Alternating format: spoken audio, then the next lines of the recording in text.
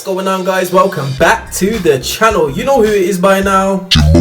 Now, ladies and gents, we are opening Duel Overload. I managed to get myself a box, and this is probably going to be the last product I'm going to be opening in October because there's no new releases, and there's nothing that I really want from the Rise of the Duelists, Battle of Legends, apart from the super expensive chase cards, which I'm probably not going to get my hands on for a while. So I decided to open up some Duel Overload. Still looking for Halqifibrax, still looking for Verte Anaconda. So let's get straight into the opening.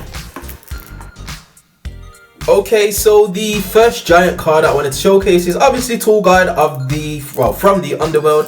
I've actually saved all of these. I don't know whether they're going to be worth money in the future. It's a nice little bit of memorabilia for you guys, and it could potentially go well in like a dedicated Yu-Gi-Oh room, something that I don't own. So I'm just holding on to them anyway as a bit of a collectible. So we have 6 packs of Duel Overload. Can I pull a Halqifibrax? We shall go for the Halqifibrax one first because that is the card that I need. I'm actually after Bujingi Akamshima, as well as a few other bits and pieces. A Infinite Impermanence would be nice actually. I can get this pack open. Wow. Yeah, Infinite Permanence would be nice, but we'll hold our breath on that one. Alright, so starting us off, we have 1 Ferocious Flame Swordsman, nice. 1 Malefic Territory, 1 Vanity's Ruler, which is not bad, a Malefic Paradox Gear, and finally a 5-headed Link Dragon. Not too shabby. First Link 5 of the day, I think. Not too shabby indeed. So we're gonna go for, I think this is an Evil Hero Infernal Divisor or something like that on the cover art. Still looking for that Halqifibrax and Verte Anaconda.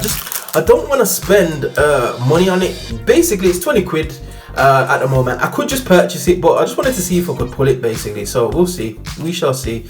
So the first card is Whitemare.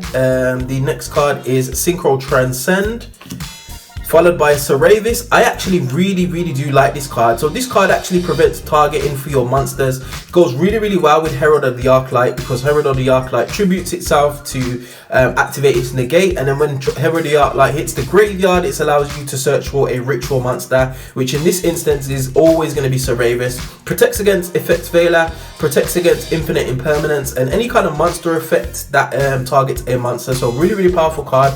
I do value Saravis. We've also got a Raid Raptor Ystrix. I heard Forstrix is actually getting a reprint in the OTS pack, which is really good.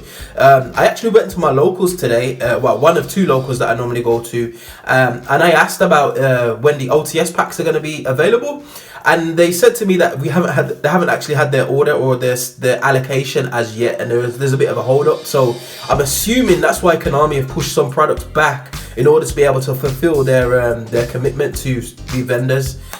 So it is what it is. And then finally we have a Lib World Keyblade Master. Not too shabby. I do like Lib. I'm actually messing around with a World Chalice deck, so she will go nicely in that. Okay, we got 4 packs left. I'm still actually looking for this card. Cannot believe I do not own one now. I've opened, I don't even know how many Duel Overloads I've opened. Potentially about 6 or 7. I'm just really unlucky.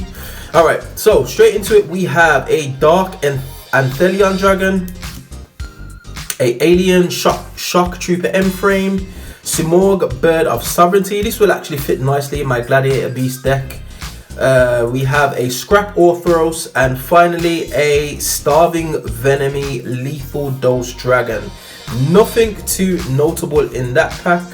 I'm actually getting trolled. Infinite Impermanence would be nice, ladies and gents. Hopefully we can get it in these. What's on this one? Cyber Dragon. Yeah, Cyber Dragon.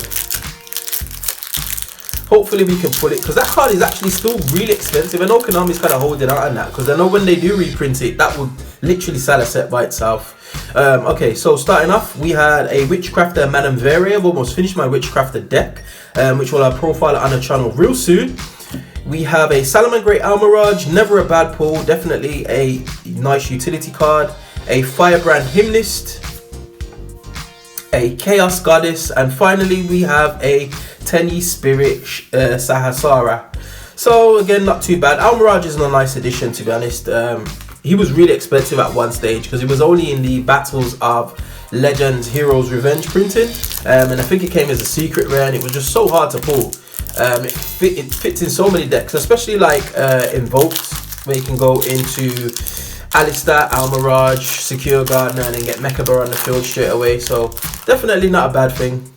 Alright, so second to last pack, we have a Magic Formula, a Hollow Giant, so I'm going to get trolled, aren't I? Another Saravis, which is interesting. A Deck Lockdown. This is actually a sleeper card, ladies and gents.